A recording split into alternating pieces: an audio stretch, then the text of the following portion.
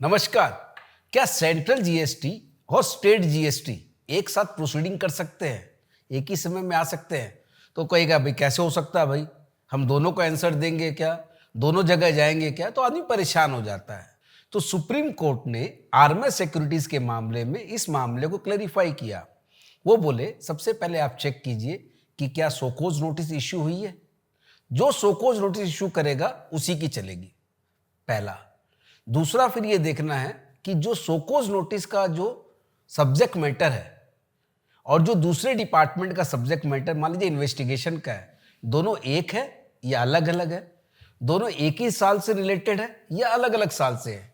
अगर दोनों एक है तो एक ही डिपार्टमेंट की चलेगी जिसने सोकोज नोटिस इशू कर दिया है, लेकिन अगर अलग अलग है तो दोनों की चलेगी। एग्जाम्पल के तौर पर स्टेट जीएसटी डिपार्टमेंट ने रॉन्ग अवेलमेंट ऑफ आईटीसी के लिए सोकोज नोटिस इशू कर दिया और सेंट्रल जीएसटी ने short payment of output tax के लिए इन्वेस्टिगेशन शुरू किया है।